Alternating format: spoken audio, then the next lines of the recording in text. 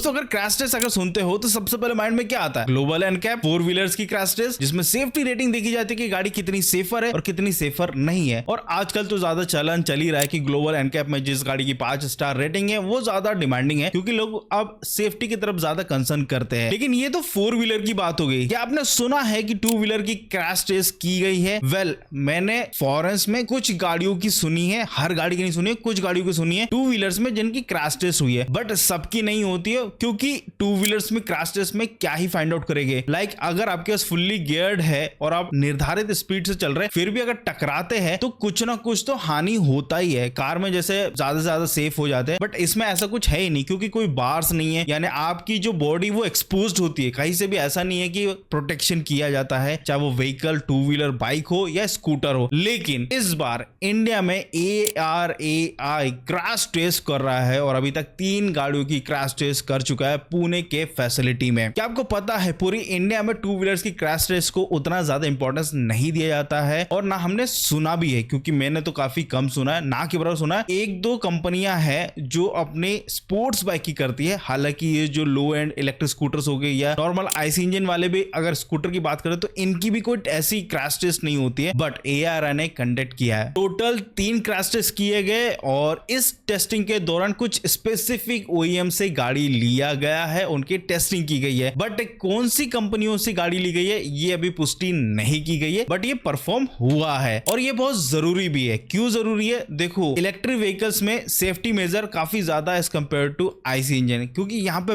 Battery use होती है, और वैसे भी इंडिया में फायर इंसिडेंट खासकर इलेक्ट्रिक व्हीकल के बहुत सुनने को मिले हैं। और जिस हिसाब से इलेक्ट्रिक व्हीकल की पॉपुलैरिटी बढ़ रही है, वैसे वैसे सेफ्टी कंसर्न बढ़ता भी जा रहा है। लोगों को बजट फ्रेंडली गाड़ी तो चाहिए, लेकिन सेफर है कि नहीं है ये उनको नहीं पता। अगर ये ARAI टेस्टिंग करती है, इंडस्ट्री स्टैंडर्ड पे सारी चीजें टेस्ट करती है, बैटरी कैसी है, सारे जो इलेक्ट्रॉनिक्स वो कैसा है, उसका कंट्रोलर कैसा है, जब ये सारी चीजें टेस्टिंग होगी तो लोगों को ज्यादा भरोसा आएगा उन गाड़ियों को लेने में। ये जो टेस्टिंग होगी जो ARAI में हो रही है, ये एक्चुअल में इंडस्ट्री स्टैंडर्ड के अकॉर्डिंगली होने वाली है। लाइक एक्सीलरोमीटर यूज होने वाला है, इसमें हाई स्पीड कैमरा यूज होने वाला है, और इंडस्ट्री में जितने इक्विपमेंट्स यूज होते हैं क्रैश टेस्ट के दौरान, वो सारे इक्विपमेंट्स यूज हो रहे हैं क्रैश टेस्ट को जांचने के लिए। इसका जो मेथड होता है, इसमें साइड इंपैक्ट होता है, फ्रंट इंपैक्ट होता है, उसका जो रिजिड बैरियर होता है उसके थ्रू भी टेस्ट किया जाता है। टेस्ट के जो लेवल्स होते हैं ना वो डिफर होते हैं। फिलहाल के टाइम में जो 3 गाड़ियां हैं, आने वाले समय में उसको अनवील कर दिया जाएगा कि किन गाड़ियों की टेस्टिंग की गई है और वो कितना फुल प्रूफ है इंडियन रोड और इंडियन वेदर के हिसाब से। अगर ये मैंडेटरी क्रैश टेस्ट हो जाती है तो यहाँ पे जो इलेक्ट्रिक व्हीकल है